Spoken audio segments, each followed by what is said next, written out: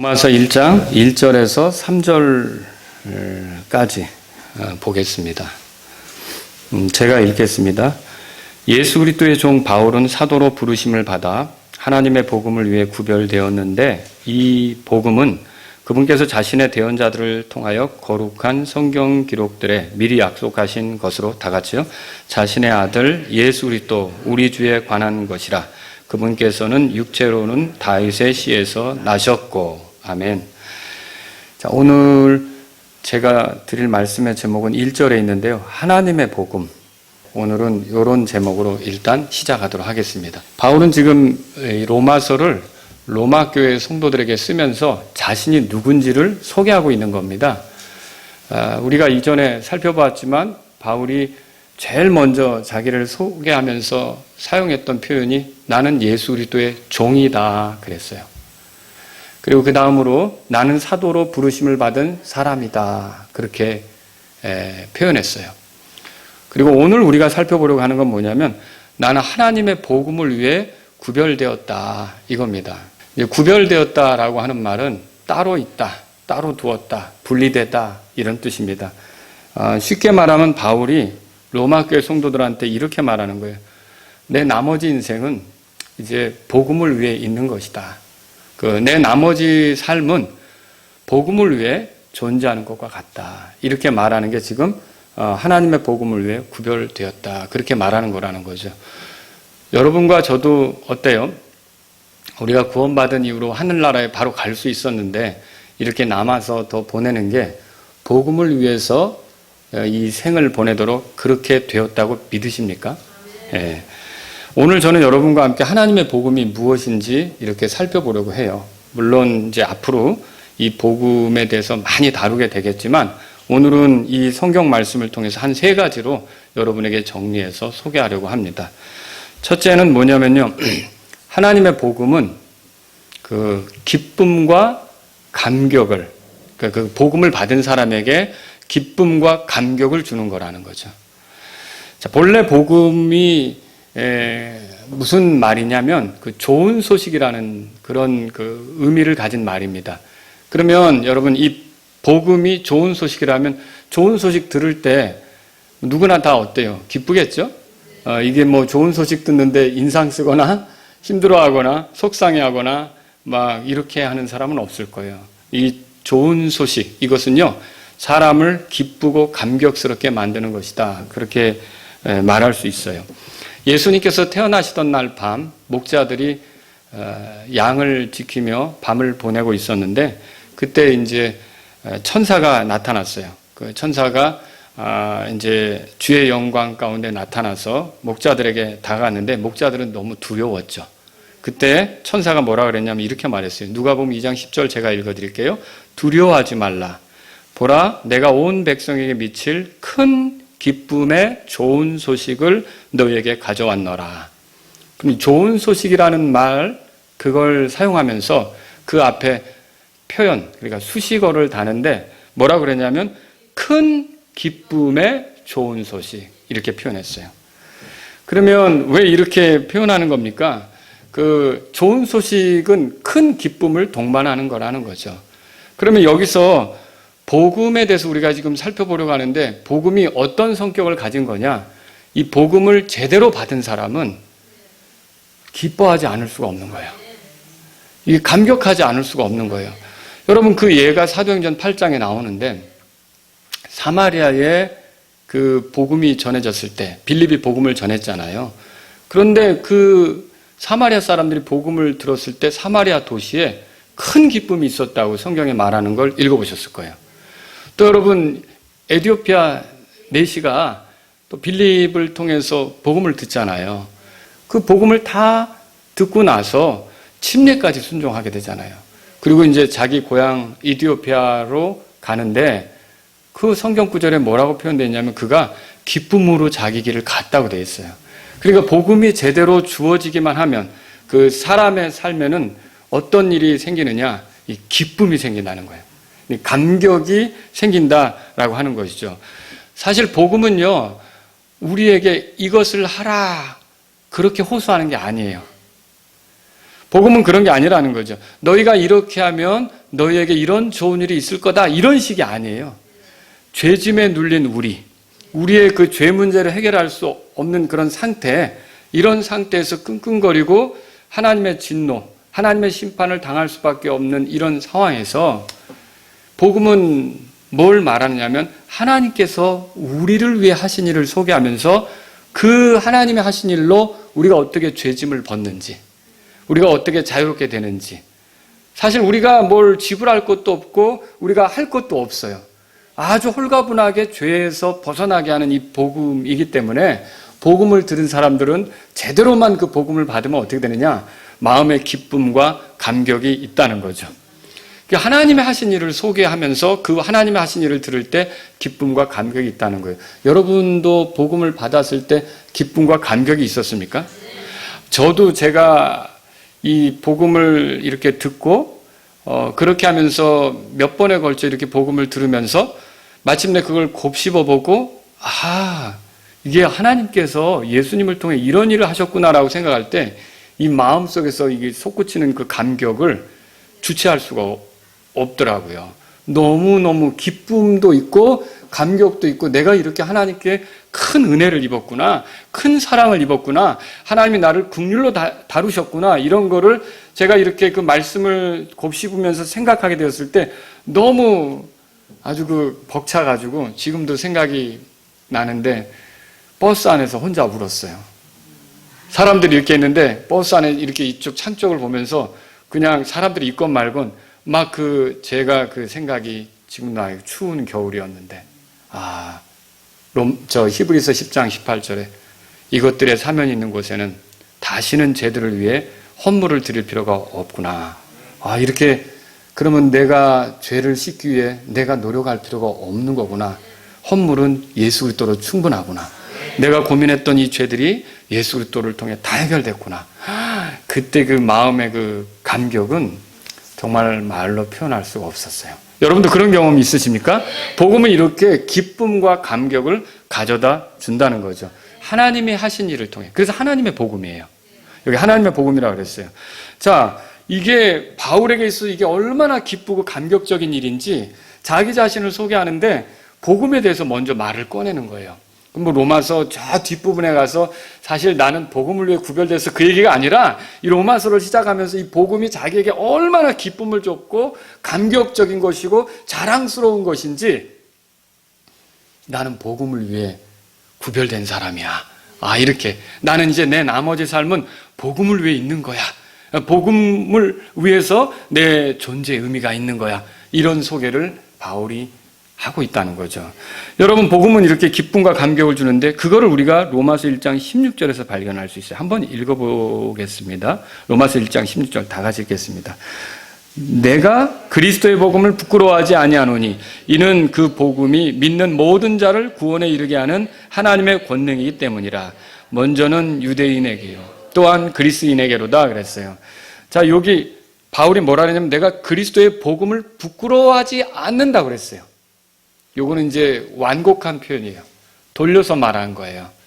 자, 이게 무슨 의미입니까? 나는 복음을 자랑스럽게 생각한다. 복음을 기뻐한다. 나는 복음을 대할 때 감격하지 않을 수가 없다. 이 복음을 생각하면 내가 이걸 드러내고 싶어서 막 몸이 단다. 복음을 부끄러워하지 않는다는 표현이 바로 그런 의미가 있다는 거죠. 그러니까 자기의 나머지 삶은 뭡니까? 복음을 위해서 있다라고 바울이 지금 말하고 있는 거죠. 믿는 죄인은 누구든지 이 복음을 통해서 죄들을 용서받을 수 있어요. 복음을 통해서 지옥으로부터 건져질 수가 있어요. 복음을 통해서 하나님의 심판을 피할 수가 있어요. 복음을 통해서 하늘나라로 들어갈 수 있는 신분을 얻을 수가 있어요. 복음을 통해서 하나님의 자녀가 되는 거예요. 복음을 통해서 하나님이 준비하신 것을 누릴 수 있게 되는 거죠. 그러니까 이 복음이 얼마나 대단한 권능입니까? 이 복음이 우리에게 주어졌다. 이 복음이 있다. 이건 엄청난 거라는 거죠. 그래서 바울은 이 복음을 대할 때마다 감격스러운 거예요.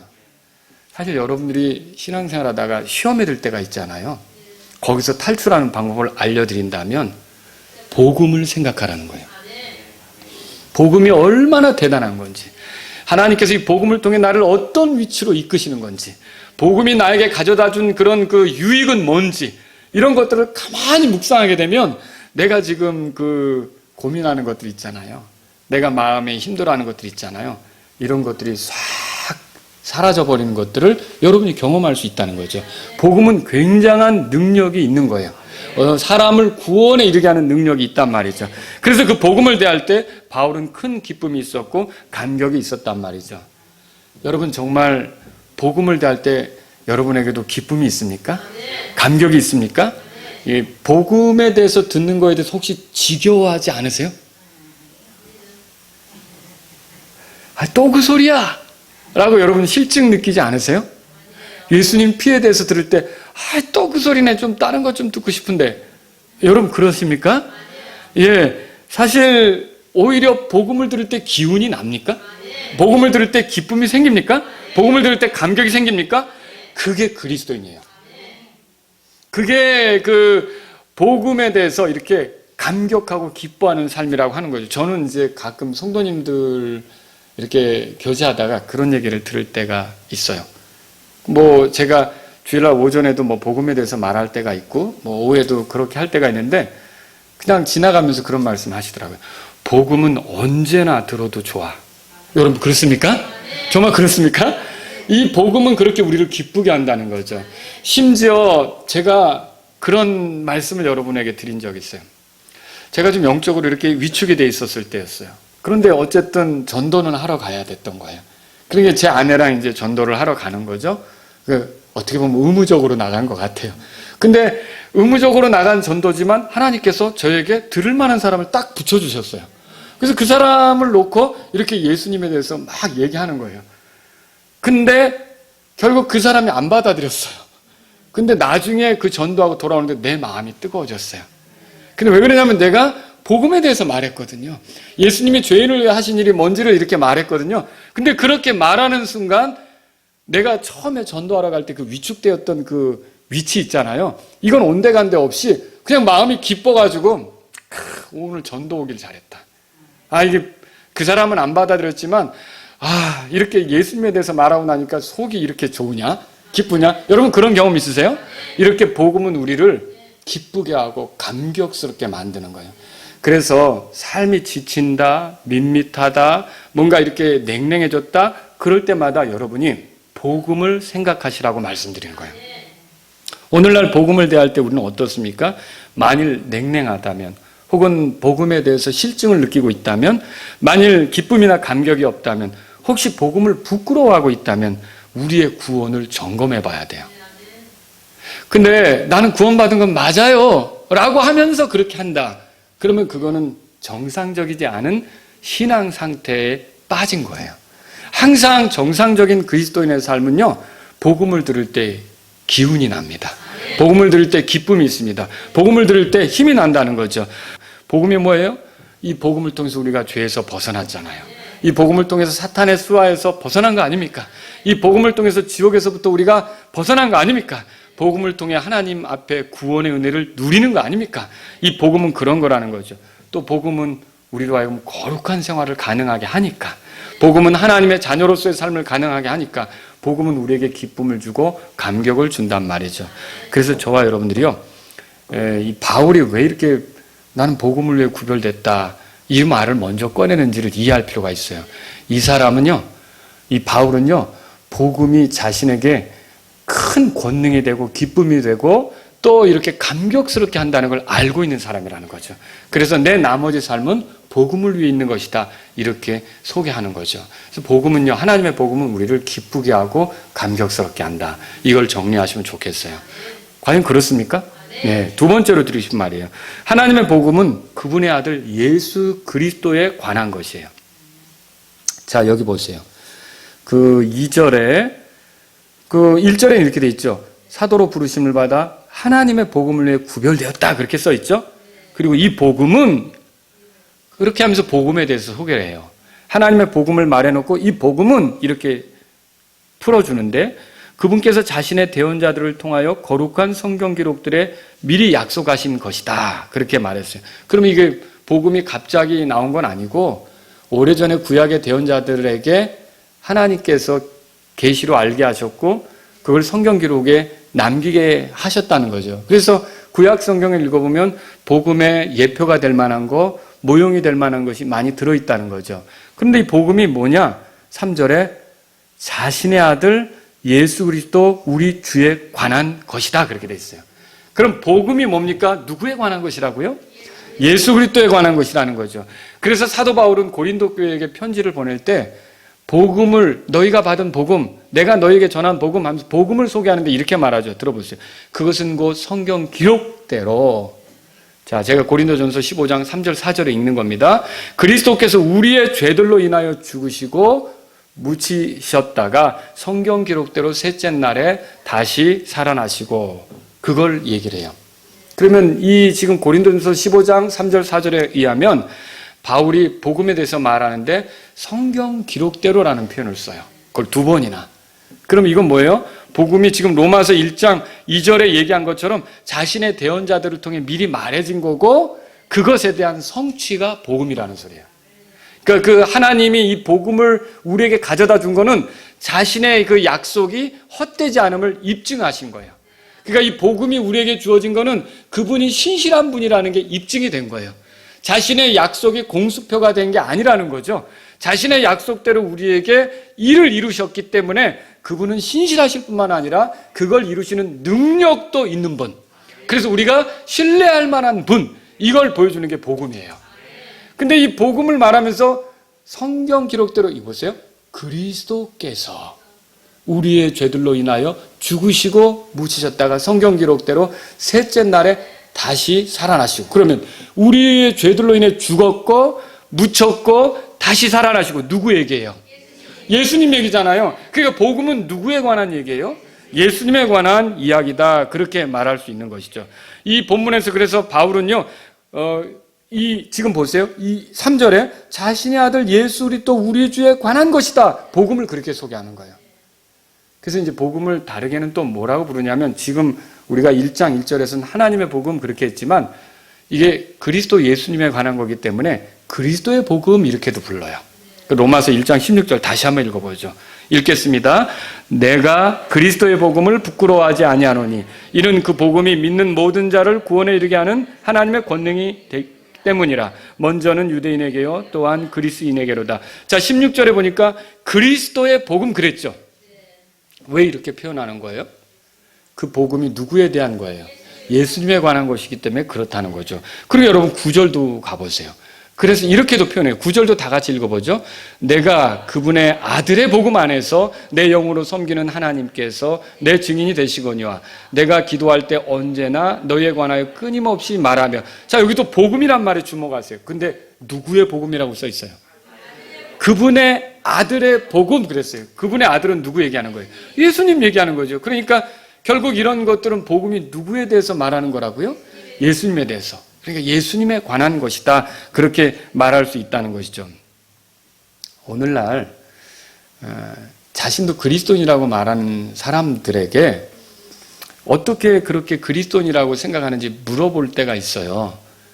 그러면 이제 그 사람들이 대답을 해요. 저한테. 저는 하나님을 섬겨요. 저는 하나님을 믿어요. 저는 하나님께 기도하며 살아요. 그리고 하나님께서 때에 따라 저를 도와주시죠. 하나님이 제 마음을 평안케 하시고요. 하나님 얘기를 많이 해요. 근데 빠진 게 있어요. 듣지 못하는 게 있어요. 뭘 못 듣느냐면 예수님에 대한 이야기를 안 하는 거예요. 최근에도 어떤 분에게 복음을 전하게 됐는데 그분도 교회를 오래 다녔어요. 다른 데서 권사님이라는 소리도 들으셨어요.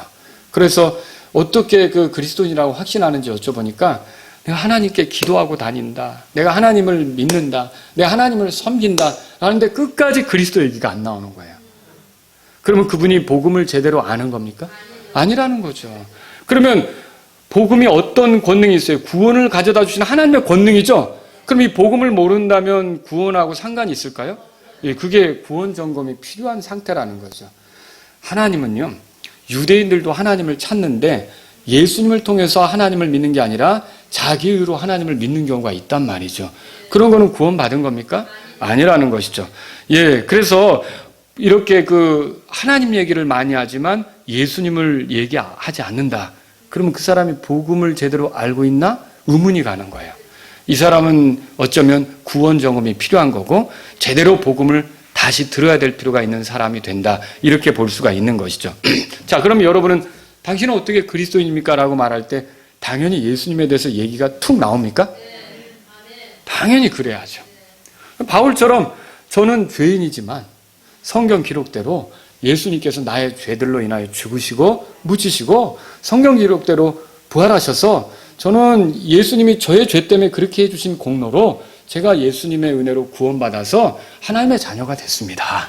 예수님이 저의 구원자이십니다. 예수님이 저의 주님이십니다. 예수님에 관한 이야기가 나오냐는 거죠. 연예인들 간증을 가만히 들어보세요. 내가 이렇게 어려웠고 막 슬럼프에 빠졌고 낙심 중에 있었는데 누가 교회를 가자고 해서 그 새벽교회를 다니다가 어느 날 눈물이 좀 나왔고 그때부터 하나님께 기도하니까 하나님이 일을 잘 풀리게 해줘서 잘 도와줬습니다. 근데 제가 끝까지 듣고 싶은 얘기가 있거든요. 근데 그게 안 나오는 거예요. 그러면 그 간증을 듣고 너무 마음이 안타까운 거죠. 누구 얘기가 안 나오는 거예요? 예수님 얘기가 안 나오는 거죠. 여러분, 예수님 얘기하는 게 부끄럽습니까? 그게 복음인데. 예수님 얘기하는 게 여러분 그 잊어버릴 일이냐는 거죠. 그게 복음인데.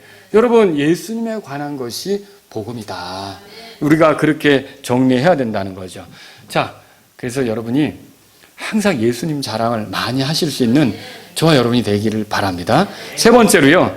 하나님의 복음은 무엇입니까? 하나님의 복음은요. 삼위 하나님에 관한 거예요. 제가 지금 예수님에 관한 거라 그랬잖아요.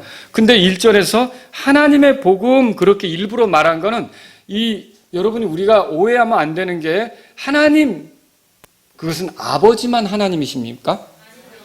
아들도 하나님이시죠. 성령님도 하나님이시라는 거 믿으십니까? 예.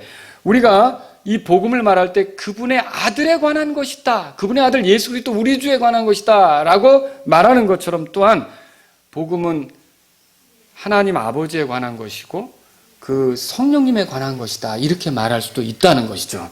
왜 그렇습니까? 여러분, 그분의 아들이 이 땅에 오시는데 우리가 그걸 이제 성육신이라고 그러잖아요. 근데 예수님이 이 땅에 오시는데 독단적으로 그냥 혼자 오신 겁니까? 하나님의 계획에 의해서 오셨죠. 예수님이 죽으신 거, 묻히신 거, 부활하신 게 다 하나님의 계획 속에 있었다는 걸 알고 계십니까? 그게 그냥 예수님이 혼자서 하신 일이 아니라 하나님의 계획대로 한 거예요. 그러니까 하나님은 그런 계획을 그리스도가 오면 그거 하실 거라는 거를 대언자들에게 알려줬으니까 대언자들은 그건 성경에 기록한 거고 예수님이 그 일을 하셨을 때 성경 기록대로 했다고 표현하는 거고요. 그러니까 이 예수님의 죽으심, 묻히심, 부활은 그냥 예수님이 혼자서 벌인 일이 아니라 하나님의 계획에 대한 순종이에요. 그래서 빌립보서 2장에 뭐라고 돼 있어요? 그분께서 십자가에서 죽으신 것을 죽기까지 순종하셨다 그렇게 돼 있잖아요. 그러면 순종이란 말은 명령이 있어야 순종 아닙니까? 계획이 있어야 순종 아닙니까? 뜻이 있어야 순종 아닙니까? 그럼 누구 명령, 누구 뜻에 순종한 겁니까? 하나님 아버지의 뜻에 순종한 거다. 그렇게 말할 수 있는 것이죠. 여러분, 예수님은요, 그 하늘 아버지에 대해서 말씀하실 때 요한복음을 읽어보면 이렇게 말하는 부분이 있어요. 요한복음 5장 37절에 나를 보내신 아버지. 읽어보셨죠? 또 요한복음 6장 40절에 나를 보내신 분. 그럼 이런 표현들은 뭘 얘기하는 거예요? 그분이 혼자 그냥 독단적으로 이 땅에 온 게 아니라 아버지의 뜻 때문에 오게 됐다는 것을 보여주고 있는 거죠. 그래서 예수님께서 십자가에 못 박히시기 전에 어떻게 기도해요? 요한복음 17장 4절에 보니까 내가 아버지께서 내게 하라고 주신 일을 끝마쳤나이다. 그러니까 자기 일을 한 거예요? 아버지께서 하라고 주신 일을 한 거예요? 아버지께서 하라고 주신 일을 한 거예요. 그리고 여러분 십자가에서 못 박히시기 전에 겟세마네 동산에서 기도할 때 이렇게 기도한 것도 읽어보셨을 거예요. 내 뜻대로 하지 마옵시고 아버지의 뜻대로 하옵소서. 마태복음 26장 39절에 써 있죠. 무슨 말이에요? 예수님께서는요, 자기 독단적으로 십자가에서 죽으신 게 아니라 누구의 뜻을 받들어서 죽은 거예요. 아버지의 뜻을 받들어서 그렇게 하신 거란 말이죠. 그럼 아버지의 뜻은 뭘까요? 거룩하신 하나님께서 더럽고 불결한 우리와 화해를 이루는 거예요. 그리고 우리를 가까이 두시고 우리에게 친밀한 사랑을 누리게 하시고 우리를 끝까지 구원으로 인도하셔서 영원히 그분과 함께 살게 만드는 거. 이게 아버지의 뜻이라는 거죠. 이 뜻을 위해 예수님께서 십자가에서 죽으신 것입니다. 이 뜻을 위해 예수님께서 십자가에서 피를 흘리신 것입니다. 이 뜻을 위해 예수님께서 부활하신 것이죠. 부활하신 예수님은 이제 자신의 희생의 기초에서 우리를 아버지께로 데려가는 거예요. 잘 들어보세요. 베드로전서 3장 18절 들어보세요. 그리스도께서도 죄들로 인하여 한 번 고난을 받으사 의로운 자로서 불의한 자를 대신하셨으니 이것은 그분께서 육체 안에서 죽임을 당하셨으되 성령으로 말미암아 살아나셔서 우리를 하나님께로 데려가려 하심이라. 자, 예수님께서 죽으시고 부활하신 목적이 뭐예요? 우리를 하나님께로 데려가는 거예요. 여러분과 저는 하나님하고 가까워질 수 있었습니까? 과거에? 아니죠. 그분은 거룩하고 우리는 죄 가운데 있는데 어떻게 가까이 지내요? 그분이 복의 근원인 거 믿으시죠? 근데 그분하고 내가 가까이 지낼 수가 없는걸요? 나의 죄 때문에. 그런데 예수님께서 나를 대신해서 십자가에서 죽으시고 부활하심을 통해 나를 하나님께로 데려가시려고 했다는 거예요. 여러분, 이거 엄청난 일 아닙니까? 내가 온 우주 만물을 창조하신 분, 그리고 장차 심판하실 분, 모든 걸 다스리고 있는 분, 모든 것에게 생명과 호흡을 주시고 살아갈 기회를 주시고 적절히 은혜를 베푸시는 바로 이분, 모든 만물의 그 주인이 되신 그분이 나하고 가깝게 지내시려고 예수님을 보내셨다는 거예요.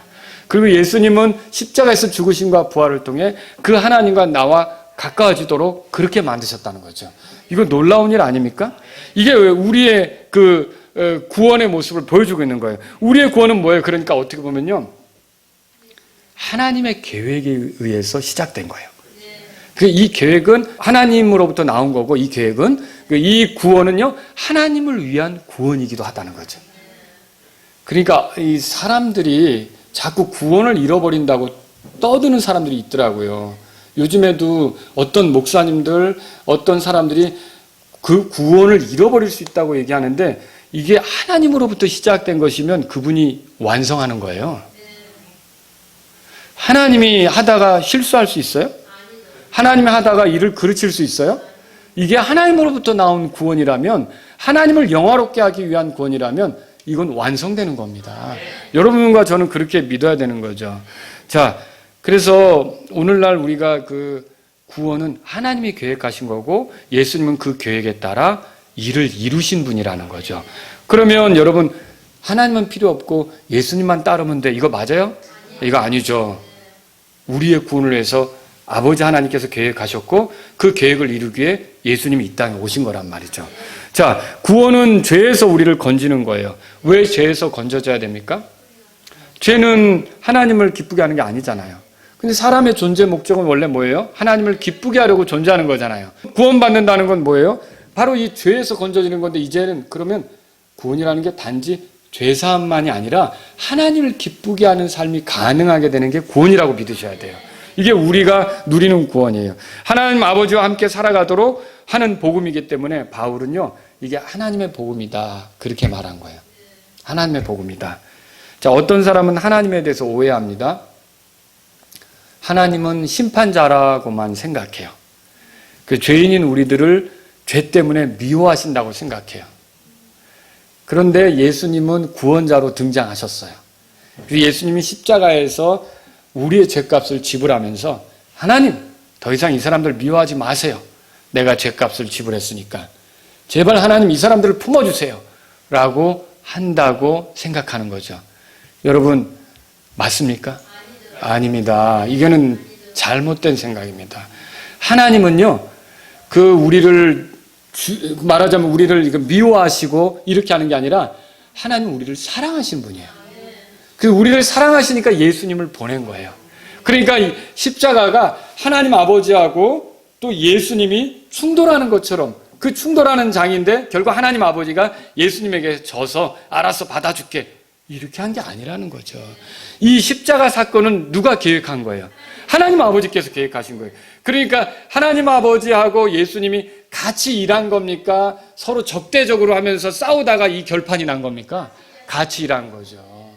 그러니까 하나님 아버지는 사랑하신 거예요. 여러분과 제가 알아야 될 게, 십자가는 왜 세워졌냐면 하나님이 우리를 사랑하셨기 때문에 세워진 거예요. 그리고 십자가에서는요, 하나님이 우리를 사랑하는 것이 당당히 제시돼 버린 거예요. 예수 그리스도를 통해서. 그러니까 예수 그리스도는 하나님이 우리를 미워하셨는데 그걸 달래려고 한 게 아니라 하나님의 사랑을 표현하기 위해서 예수님이 희생당하신 거예요.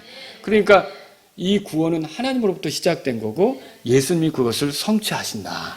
여러분 그렇게 보시면 된다는 거죠. 예수님의 죽음은 어디까지나 하나님의 뜻에 대한 순종이라고 보셔야 된다라고 하는 거죠. 이제 이 십자가가 자기의 죄 때문에 세워졌다고 믿는 사람은 얼마든지 받아들여 주는 거죠. 가까이 하시는 거죠. 자, 예수님께서 이 일을 하시는 데 있어서 아버지의 뜻에 따라 이 일을 하시는 데 있어서 혼자 하셨다. 사람들은 돕지 못했죠. 근데 이 일을 혼자 하셨다. 이렇게 생각해 볼 때 여러분 성경을 보면서 가만히 잘 생각해 보셔야 돼요. 실제로 희생물이 되는 건 아무도 못해요. 피를 흘리는 거는 아무도 못해요. 우리의 죄 때문에 죄값을 지불하는 건 아무도 못해요. 그런데 예수님의 이 사역이 가능하도록 함께 하신 분이 계셔요. 그분은 누구냐면 성령님이세요. 그래서 이게 하나님의 복음이에요. 아버지와 아들과 성령님이 우리에게 행하신 일들을 소개하는 거예요.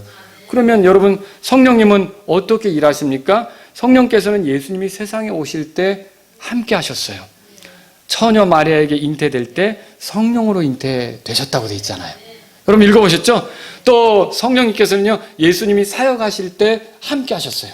예수님의 공생애가 시작될 때 예수님이 침례받잖아요. 그때 성경에 뭐라고 써 있어요? 침례받으실 때 성령님께서 몸의 형태로 비둘기같이 그분 위에 내려오셨다. 누가복음 3장 22절에 써 있죠. 또 성령님은요 예수님 안에서 충만하셨는데 성경에 보니까 예수님께서 성령님으로 충만하셨고 성령님의 인도를 받아 광야로 들어가서 마귀에게 시험을 받았다고 써 있어요. 또 누가복음 4장 14절에 보면 성령님으로 권능을 입고 갈릴리로 돌아와 사역하셨다고 써 있어요. 그러니까 예수님의 사역은 성령님과 함께하는 사역이었다는 거죠. 그래서 요한복음 3장 34절에는 또 뭐라고 써 있냐면 하나님께서 자신에게 성령님을 한량없이 주신다고도 썼어요. 그러니까 예수님의 사역은 혼자 끙끙거리는 사역이 아니라 누가 함께 하신 거죠?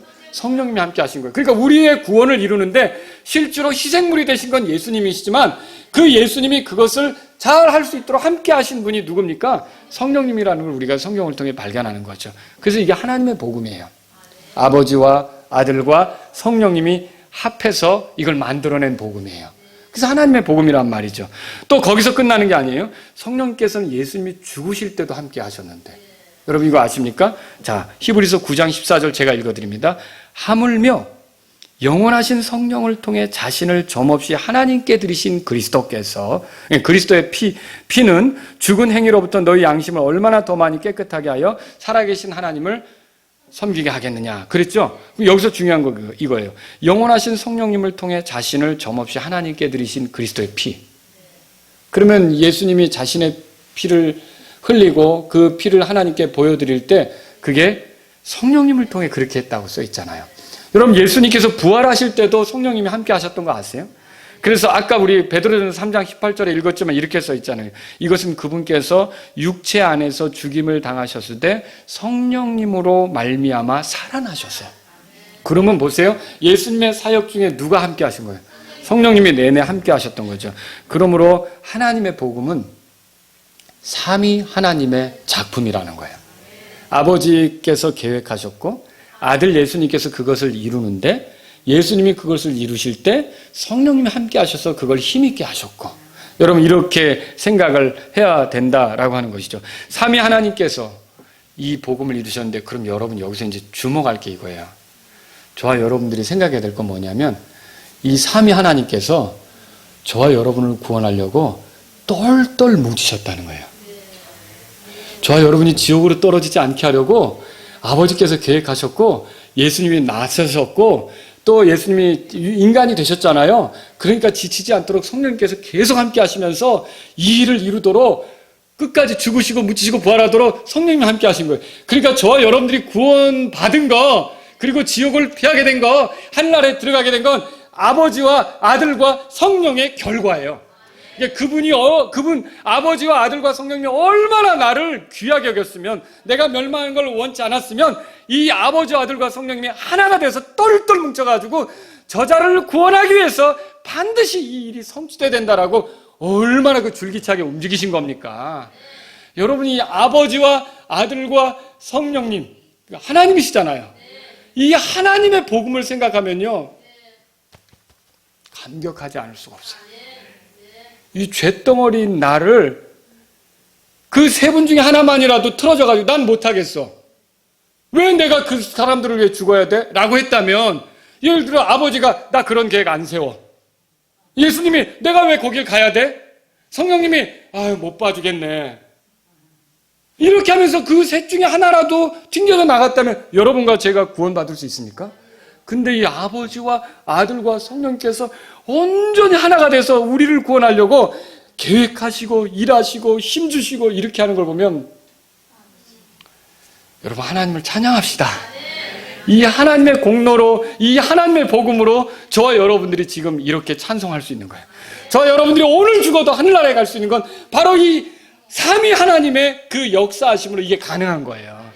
이 똘똘 뭉치셔서 이 하나를, 이 한 사람을 건지려고, 여러분을 건지려고, 우리를 건지려고 이렇게 움직인 걸 생각하면, 여러분 우리가 주님을 찬양하지 않을 수가 없습니다. 여러분 놀라운 은혜 아닙니까? 오늘날 이 세상에 하나님 믿는다는 종교 많아요. 유대교도 이슬람교도 하나님 믿는데요.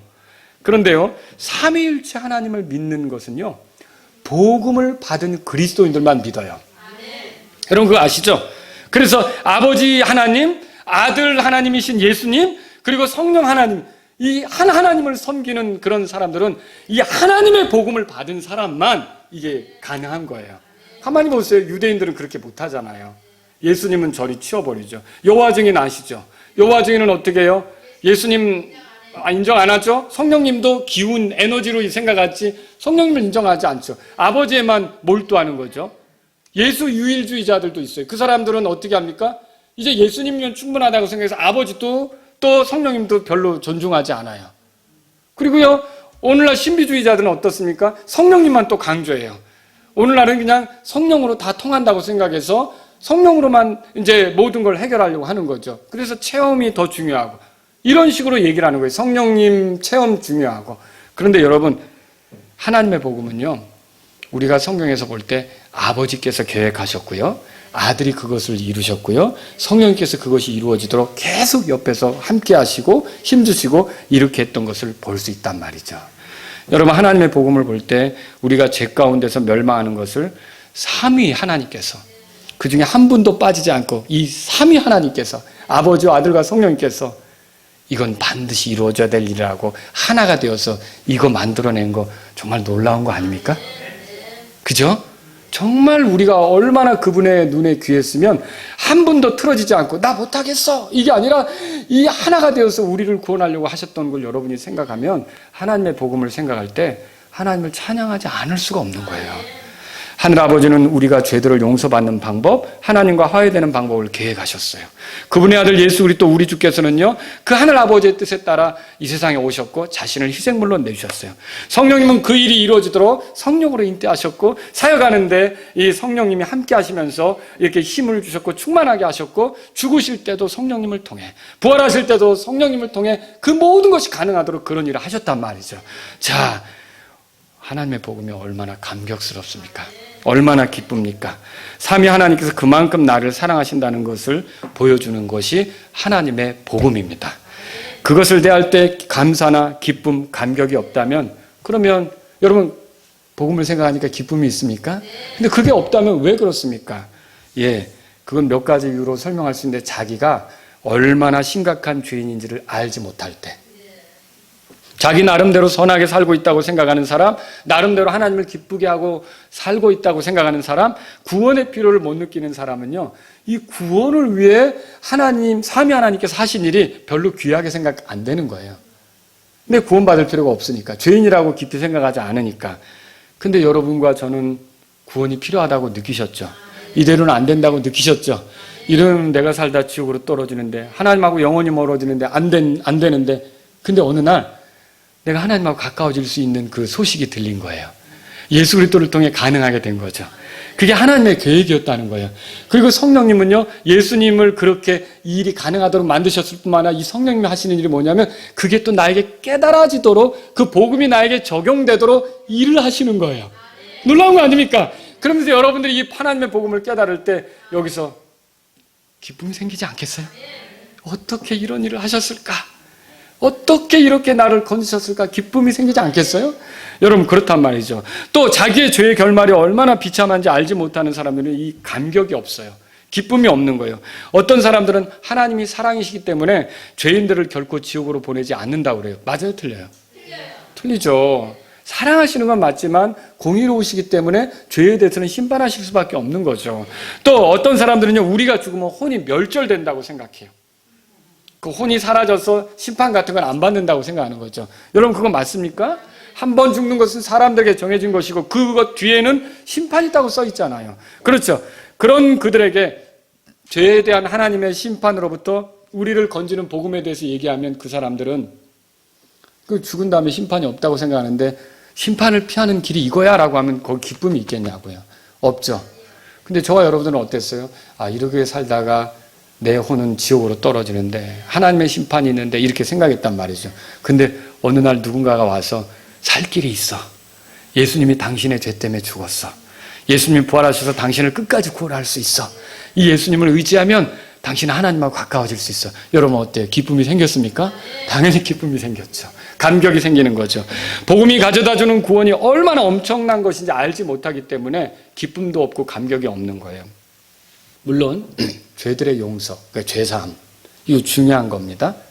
그리고 지옥에 들어가지 않게 되는 거 중요합니다. 여러분, 우리가 구원받으면 그거 누리잖아요. 그리고 심판받지 않게 되는 거 중요합니다. 근데 대답해 보세요. 그게 구원의 전부인가? 우리가 하나님의 자녀가 되고 하나님이 약속하신 걸 상속하고 우리가 거룩하게 사는 게 가능하고 예수님을 알아가는 게 가능하고 결국 예수님처럼 되는 거고 부활을 통해 영광스럽게 되는 거고 우리가 영원히 하나님과 함께 사는 거, 이런 것들이 있잖아요. 복음이 가져다 주신 이런 결과들을 깊이 생각하면 생각할수록 여러분과 저는 그냥 찬양하지 않을 수가 없는 거예요. 기쁨과 감격이 나올 수밖에 없는 거죠. 여러분은 복음을 생각하면 기쁨과 감격이 있습니까? 힘이 납니까? 삼위 하나님께서 나를 향한 사랑, 용서, 희생, 수고, 이 삼위 하나님께서 보여주신 권능, 이런 것들을 볼 때 마음이 기뻐지십니까? 그분들 중에 단 한 분도 나는 못하겠어라고 빠진 게 아니라 이 아버지, 아들, 성령님께서 똘똘 하나로 뭉쳐서 나를 구원하려고 했다는 이거, 그리고 마침내 구원이 이루어진 거잖아요. 여러분, 그 삼위 하나님을 생각할 때 감사하지 않으십니까? 그게 얼마나 귀한 건지 바울은 내 나머지 인생은 복음을 위해 있는 것이다. 왜? 그 복음이 나를 구원했으니까 라고 자기를 소개하는데 이 표현을 썼다는 거죠. 그렇다면 우리도 어떻습니까? 나머지 인생은 나도 그 복음을 위해 있는 겁니다 라고 하는 자세로 살아야 되지 않겠습니까? 기도하겠습니다. 여러분은 복음이 귀합니까? 생각할 때 기쁨과 감격이 있습니까? 그것을 위해 나 자신도 구별되었다고 말할 수 있습니까? 내 나머지 삶은 그것을 위해 있는 삶이다. 그것을 자랑하는 삶이다. 그것을 부끄러워하지 않는 삶이다. 이렇게 말할 수 있겠습니까? 그러면 이 시간 주님께 고백하십시오. 주여, 내 나머지 삶은 복음을 위해 따로 있는 삶입니다. 복음을 위해 구별된 삶입니다. 복음을 드러내기 위해서 사는 삶입니다. 이렇게 고백하시기 바랍니다. 여러분은 복음을 통해 하나님의 사랑, 예수 그리스도의 사랑, 성령님의 사랑을 느낄 수 있겠습니까? 내가 멸망치 않기를 바라셔서 내 구원에 대해 계획하신 하나님, 그 하나님의 뜻에 순종하신 예수님, 예수님이 그 일을 이루시도록 함께 하신 성령님을 보면서 하나님의 사랑을 느끼십니까? 이제 그분을 사랑해야 할 차례가 아닙니까? 그분의 사랑에 감사하면서 나도 주님을 사랑해야 될 차례가 아닙니까? 주님, 저를 이렇게 사랑해 주셔서 감사합니다. 제 나머지 삶은 주님에 대한 사랑이 나타나는 삶이 되기를 원합니다. 이런 분이 있다면 기도하십시오.